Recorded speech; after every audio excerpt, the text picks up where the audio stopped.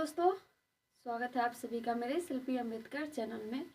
दोस्तों, आप सभी को मनुस्मृति दिवस की हार्दिक शुभकामनाएं। दोस्तों, बिना देर किए हुए एपिसोड के बारे में मैं बताने जा रही हूँ, इसीलिए वीडियो को अंत तक जरूर देखिएगा।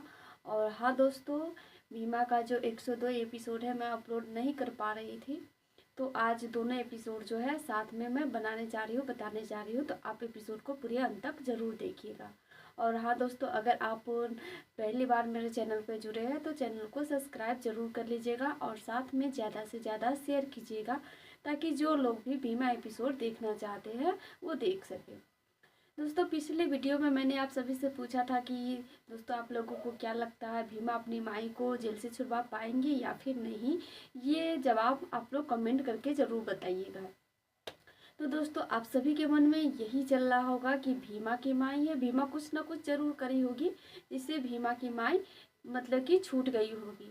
तो दोस्तों, आपको इस बता दें कि भीमा की जो माई है बिल्कुल भी नहीं छूट पाई है। भीमा अपनी कोशिश तो की है, लेकिन वो अपनी माई को छुड़ाने में असफल रही है। उनकी माई को 5 साल की सज़ा हुई है।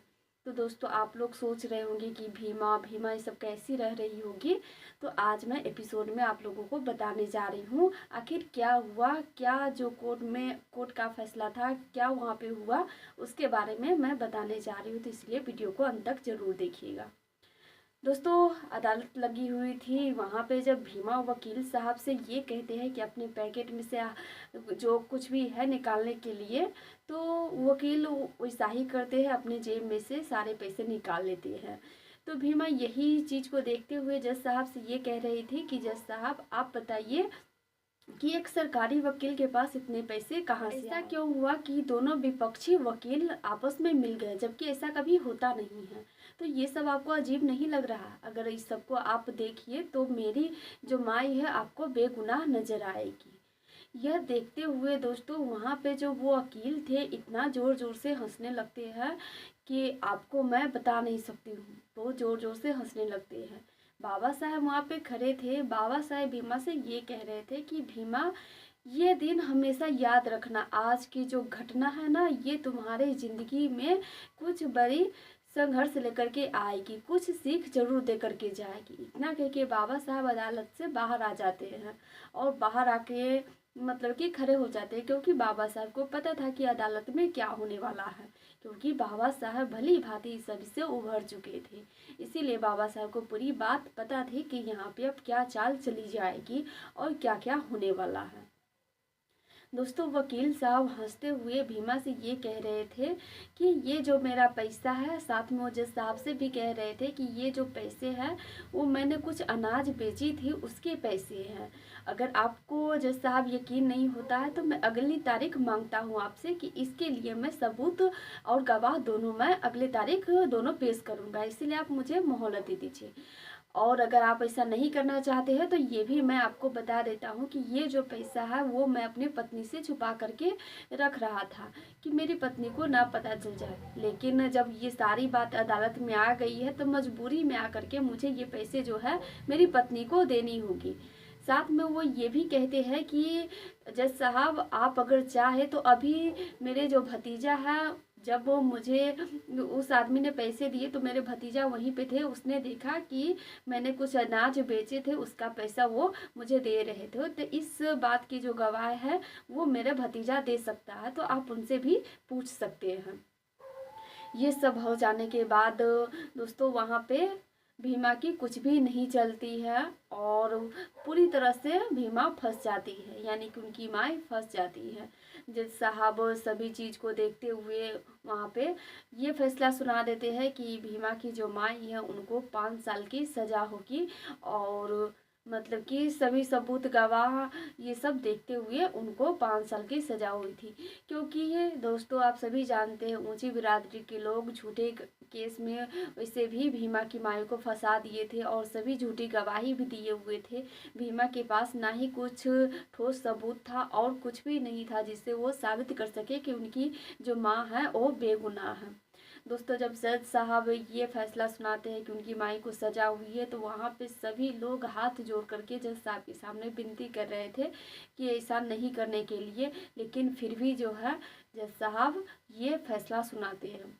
जिसके बाद भीमा रोते हुए जज साहब के सामने जाती है और संविधान का किताब लेकर के जज साहब से ये कह रही थी कि जज साहब, जो ये संविधान की सुरक्षा है ना, ये अदालत में ही करी जाती है। अगर हम अदालत में आकर के हम विश्वास नहीं करें तो फिर कहाँ करेंगे? इस संविधान की बात कहाँ मानी जाएगी अगर आप लोग नहीं ऐसा करेंगे तो। दोस्तों भीमा को देखते हुए जज साहब उनसे ये कह रहे थे कि भीमा, तुम भली भांति जानती हो कि अदालत जो है आंसू को देख करके न्याय नहीं देता है, बल्कि अदालत जो है ठोस गवाह सबूत इस सब चीज़ों को देख करके वो न्याय देता है। तो मैं इस आंसू को लेकर के तुम्हारी माई को सही साबित नहीं कर सकता हूँ। जो मुझे सही लगा, जो यहाँ पे सब कुछ हुआ है उसको देखते हुए मैंने ये फैसला सुनाया, अब मैं कुछ नहीं कर सकता। इतना कह के जज साहब वहाँ से चले जाते हैं। धीरे धीरे करके सारे लोग अदालत में से बाहर चले जाते हैं। बाहर जाने के बाद भीमा और भीमा के जो बाबा है, भाई थे कुंदन, छबीला, ये सभी अदालत में ही बैठ करके रो रहे थे। भीमा भी वहाँ पे बहुत ज़्यादा रो रही थी। वहीं दूसरी तरफ कैलाश व कलिका सिंह और वो दोनों वकील साथ में इतना खुश हो रहे थे क्योंकि उन सब की जीत हुई थी, इसीलिए वो सब बहुत ज़्यादा खुश थे, सभी हंस रहे थे।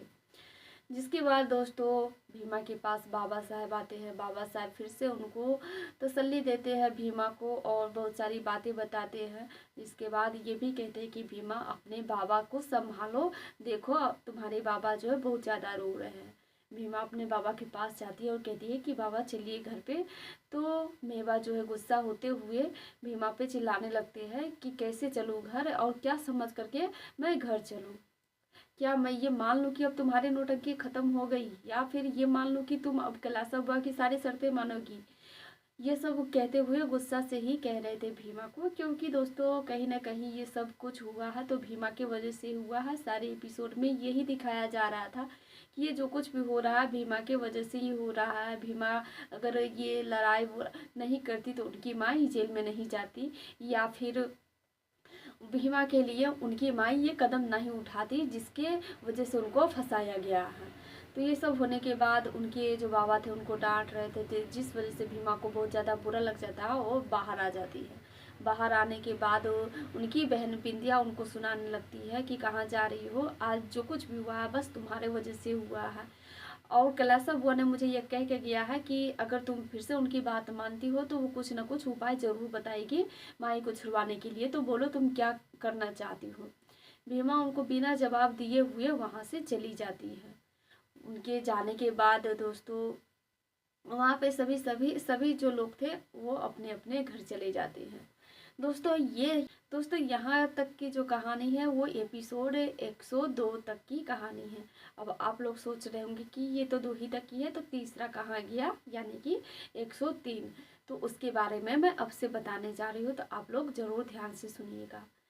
दोस्तों 103 एपिसोड में यही होता है। रात के समय भीमा के पास उनके चाचा भाई कुंदन जो है भीमा के पास खाना लेकर के आते हैं। तो भीमा कह रही थी कि नहीं भाई मैं नहीं खाऊंगी, भैया आप खा लीजिए। तो कुंदन कहने लगते हैं कि भीमा अगर तुम नहीं खाओगी खाना तो हम भी नहीं खाएंगे। जिस वजह से भीमा कहती है कि हाँ चलिए मैं खा लेती हूँ। जैसे ही वो खाना बढ़ाते हुए से बिंदिया आकर के उनका हाथ पकड़ लेती है और कहती है कि तू खाना नहीं खाएगी, आज जो कुछ भी हो रहा है ना तुम्हारे वजह से हो रहा है। तुम्हारे वजह से माई जो है जेल में चली गई, तो ये सब कुछ तुम्हारे वजह से हो रहा है, तो तुम खाना नहीं खाओगी। दोस्तों वहाँ पे छबीला भी आते हैं और उनसे कहने लगते हैं कि बिंदिया तुम तो खाना खा ली और भीमा को क्यों नहीं खाना खाने दे रही हो। तो बिंदिया कहने लगती है कि ये जो कुछ भी हो रहा है ये भीमा की वजह से हो रहा है, तो ये रहे ना भूखी। जिसके बाद भीमा जो है अपनी बहन से बहुत उम्मीद लगाई हुई थी कि एक माँ नहीं है तो ज़रूर बड़ी बहन है तो कुछ ना कुछ साथ ज़रूर देगी। लेकिन दोस्तों वहाँ पे पूरा उल्टा हो रहा था। उनकी जो बहन है उनसे बहुत ज़्यादा नफरत कर रही थी। कहीं ना कहीं उनको भी लग रहा था कि आज उनकी जो माई है वो बस भीमा की वजह से जेल में है, तो इसीलिए वो उनसे बहुत ज़्यादा नफरत कर रही थी। उस समय उनको धक्का भी दे देती है। जिसके बाद भीमा वहाँ से चली जाती है और सभी लोग चले जाते हैं। दोस्तों उधर दिसंबर को होश आ जाती है। होश आने के बाद उनको लग रहा था कि मतलब कि अभी अदालत की सुनवाई पूरी ख़त्म नहीं हुई होगी, अभी चालू हुई हो। तो वो कुछ समय बैठ करके सारी बातें याद करते हैं कि कैसे वो घर के बाहर जाने वाले थे, तो देखते हैं कि सारे दरवाज़ा में ताला मारा हुआ है। वो अपने भाभी से पूछते भी है कि भाभी सारे दरवाजे में ताला क्यों मारे हुए हैं। तो उनकी भाभी बताती है कि ये अम्मा जी के कहने पे मैंने ताला मारा है। तो जब दिसंबर गेट का ताला तोड़ने जाते हैं उसी समय वो बेहोश हो जाते हैं। तो ये सारी बातें उनको याद आ जाती है। उसके बाद वो भागने लगते हैं। तो देखते हैं कि सारे लोग वहाँ पे बैठ करके खाना खा रहे हैं। तो कैलासा वो उनसे कहती भी है कि कहाँ जा रहे हो दिसंबर, अब अदालत जो है कल सुबह में ही खुलेगी। दिसंबर अपने घड़ी में टाइम देखते हैं तो सही में मतलब कि काफ़ी समय हो चुका था, क्योंकि रात का समय उस समय हो रहा था। तो दिसंबर उनसे पूछते भी है कि अम्मा क्या हुआ अदालत में, बताइए। तो कैलासा वो उनको पूरी बात बताती है कि हाँ धनिया को जो 5 साल की सजा हुई है, अब कल से भीमा की शादी की रस्में शुरू हो जाएंगी। दोस्तों वहाँ पर भी बहुत सारी बातें चलती है। दिसंबर हमेशा की तरह अपने अम्मा और भाई को कोस रहे थे कि आपने ये ठीक नहीं किया और इस सब के लिए कहीं ना कहीं आप बहुत गलत कर रहे हैं और इसका परिणाम आपको कभी ना कभी भुगतना पड़ेगा। ना ही आपने किसी की परवरिश अच्छा किए है और ना ही किसी को संस्कार अच्छा दिए, इसका तो भुगतान कभी ना कभी करना पड़ेगा। तब आपको समझ में आएगा कि आपने कितना गलत किए हैं। आप यहाँ पे खुशी से खाना खा रहे हैं, लेकिन वहीं दूसरी तरफ वो जो भीमा और भीमा के सारे परिवार कैसे होंगे ये आप इसका अंदाज़ा नहीं लगा सकते। दोस्तों सच में वहीं दूसरी तरफ सभी मतलब कि बेचैन थे, परेशान थे। ऊपर से फुलमतिया जो है अपने पति से गया से कह रही थी कि सुनिए, जिस तरह से मेवा सुबह में बात कर रहे थे उस बात को लेकर के मुझे ऐसा लग रहा है कि मेवा जो है अभी भी अपने बेटी के पक्ष में है, वो भीमा के खिलाफ बिल्कुल भी नहीं है।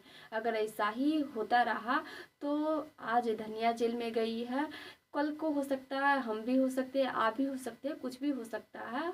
अगली बारी हमारी ही आएगी, इसीलिए हमें अभी से ही कुछ ना कुछ करना होगा। गया उनसे कहते हैं कि अभी से क्या करें, क्योंकि अभी भीमा की शादी हो जाएगी तो उसके बाद बचे मेवा, तो मेवा को हम बाहर भेज देंगे। ये सारी बातें जो है मेवा सुन लेते हैं। मेवा आने के बाद कहते हैं कि गया भैया मुझे भेजने की ज़रूरत आपको नहीं पड़ेगी, मैं खुद ही यहाँ से चला जाऊँगा। वहाँ पे भी कुछ बातें जो होती है, पारिवारिक बातें होती है, वो होने लगती हैं, जिसके बाद सभी अपने अपने जगह पे सो जाते हैं। दोस्तों बहुत रात हो जाती है, सब सोए हुए थे, लेकिन भीमा को जो है नींद नहीं आ रही थी, वो काफ़ी ज़्यादा रो रही थी। बिना माई के वो कभी नहीं सोती थी, इसीलिए उनको बहुत ज़्यादा याद आ रही थी। तो उनकी रोने की आवाज़ सुन करके बिंदिया फिर से गुस्सा होने लगती है कि अगर तुम्हें रोना है ना तो बाहर जाके रो, यहाँ पे मेरी नींद मत खराब करो। तो भीमा उनसे पूछती भी है कि दीदी आप ऐसा क्यों बोल रही है। तो बिंदिया उनसे कहती है कि ये जो कुछ भी हो रहा है ना तुम्हारी वजह से हो रहा है। अगर तुम कहती थी कि माई मुझे भूख लगा तो क्या माई बैठ कर के रोती थी, वो कुछ ना कुछ तो ज़रूर करती थी तुम्हारे लिए, लेकिन नहीं, तुम यहाँ पे बैठ के रो रही हो। तुम अब माई को छुड़वाने के लिए तो कुछ कर नहीं रही हो, तो रोना ही है तो जाकर बाहर रो। दोस्तों यह सुनने के बाद उनको और बुरा लग जाता है, तो भीमा बाहर जा कर के रोने लगती है। लेकिन बिंदिया भी घर के अंदर रो रही थी कि माई आपने भीमा को काफ़ी ज़्यादा सर पे चढ़ा के रख दिया, अगर आज इसको इतना सपोर्ट नहीं किए होते तो आज ये दिन देखना नहीं पड़ता। इतना कह के वो भी रो रही थी। दोस्तों और भी ज़्यादा रात हो जाती है तो भीमा बाहर रो ही रही थी। तो बाबा साहब आते हैं और कहते हैं कि आओ भीमा मैं सुला देता हूँ तुम्हें। तो बाहर बिछ बाबा साहब अपने गोद में है जो भीमा को सुलाने लगते हैं। तो यह सब देखते हुए वहाँ पे मेवा आ जाते हैं। मेवा देख रहे थे कि भीमा वहाँ पे आराम से सोई हुई है, तो उनको समझ में आ रहा था कि नहीं आ रहा था। उसी समय वहाँ पे छबीला आ जाते हैं और उनको बताते हैं कि भैया इसे क्या देख रहे हैं। भीमा जो है अपने बाबा साहब को काल्पनिक में मान करके यहाँ पे बाबा साहब की गोद में सो रही है। तो यह देखते हुए मेवा उनसे कहते हैं कि इस तरह से मैं हार गया, एक पिता के रूप में मैं हार गया छबीला। तो छबीला भी उनसे कहते कि भैया आप ऐसा क्यों कह रहे हैं। तो बताते हैं, मेवा बताते हैं कि भीमा की माँ ही नहीं है। ऐसे में वो रो रही थी लेकिन मेरे पास नहीं आई। तो इससे क्या साबित हुआ कि वो मुझसे संतुष्टि नहीं पा रही है, वो मेरे अंदर माँ की छवि को नहीं देख पाती है। तो इससे मैं यही न समझूंगा कि मैं एक पिता के रूप में हार गया। इतना सब कुछ हो जाने के बाद भीमा मेरे पास ना आकर के बाबा साहब को याद करके सो रही है। दोस्तों ये सारी चीज़ वहाँ पे हो रही थी। अब इससे आगे क्या होगी ये मैं अगले एपिसोड में बताऊंगी, क्योंकि आज का एपिसोड यहीं पे समाप्त हो जाती है। फिर मिलेंगे दोस्तों अगले वीडियो में, तब तक के लिए जय भीम।